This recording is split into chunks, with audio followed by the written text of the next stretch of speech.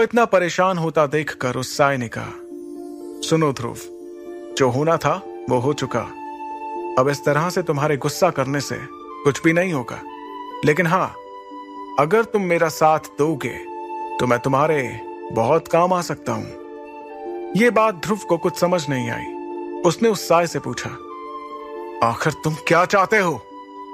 ध्रुव के सवाल का जवाब देने के लिए वो साया फिर से उसके सामने एक जगह पर हवा में रुक गया और कहने लगा, ये हुई ना बात। मैं चाहता हूं कि तुम मुझे फिर से अपनी अंगूठी में रहने की जगह दो, बदले में मैं तुम्हें। वो साया इसके आगे कुछ कहता, उसके पहले ही ध्रुव ने कहा, नहीं नहीं, कभी नहीं, कभी भी नहीं। मैं ऐसी गलती अब दोबारा नहीं करने वाला। मैं अब भूल कर भी उस अंगूठी को दोबारा नहीं पहनूंगा। तब उस साय ने अपने हाथ में उस अंगूठी को दिखाकर ध्रुव को समझाते हुए कहा, क्या तुम नहीं चाहते कि लोग तुम्हारी फिर से इज्जत करें, फिर से तुम्हारी शक्तियों का सितारा 3 से 9 तक पहुंचे? क्या तुम नहीं चाहते कि एक बार फिर से एकलव्य कहलाए जाओ? उस साय की इस तरह की बातों ने ध्रुव की धड़कनों को तेज कर दिया और अब ध्रुव ना चाहते हुए भी उस साय की बातों को सुनना चाहता था। तभी उस साय ने आगे कहा, चलो ध्रुव, मैं मानता हूं कि अंगूठी नहीं पहनने से भी तुम अपनी शक्तियों को वापस हासिल करने लगोगे, लेकिन तुम भी इस बात को अच्छे से समझते हो कि अब तुम्हारे पास ज्यादा वक्त नहीं है।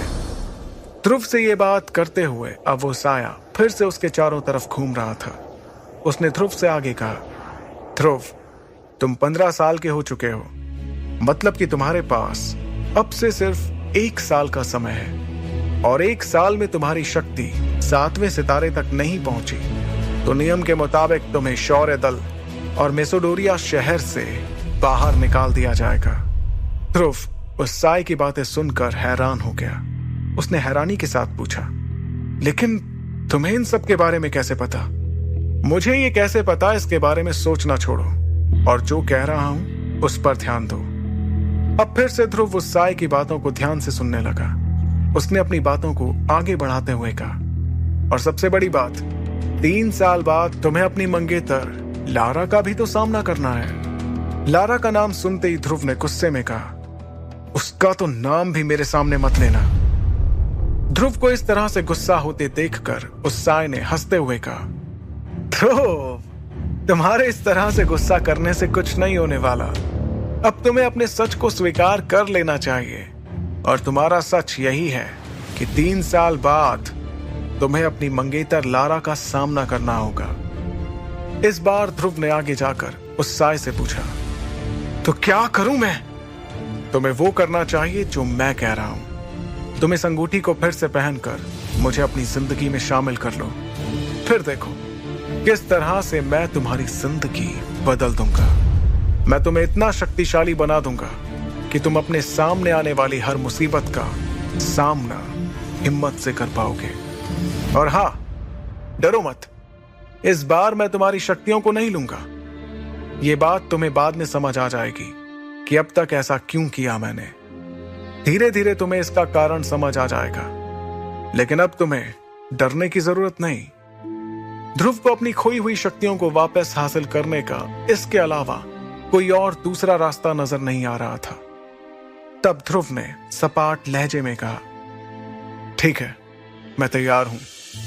ध्रुव के इतना कहते ही वो सफेद रंग का साया हंसते हुए उसके पास से बहुत तेजी से निकला। वो उसके चारों तरफ इर्द गिर्द घूमने लगा, जिससे ध्रुव का संतुलन बिगड़ गया और वो एक बार फिर से जमीन पर जा गिरा। तब ध्रुव ने कहा, अरे ये क्या कर रहे हो? मेरे सारे कपड़े खराब कर दिए। जमीन से उठने के बाद ध्रुव ने उससे एक सवाल किया, वैसे तुमने अभी तक मुझे अपना नाम नहीं बताया। मेरा नाम विदुर है, लेकिन तुम मुझे सिर्फ गुरुदेव या फिर आचार्य कहना। ठीक है आचार्य विदुर, तो आप मेरी ट्रेनिंग कब से शुरू करेंगे? विदुर ने कहा, बहुत ही जल्द। तभी अचानक ध्रुव ने विदुर से पूछा, आचार्य, क्या आपको करिश्माई शरबत के बारे में कुछ पता है?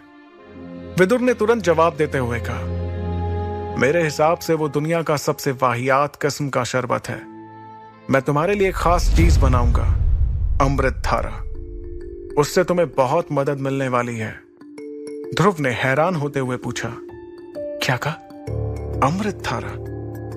ये क्या है और इसके क्या फायदे हैं? ध्रुव के सवालों से परेशान होकर विदुर ने कहा, तुम सवाल बहुत पूछते हो। फिलहाल मैं तुम्हें कुछ जड़ी बूटियां लिख कर दे रहा हूं, इसका इंतजाम करो। जब अमृत धारा बन जाए तो तुम खुद ही देख लेना कि वो क्या चीज है।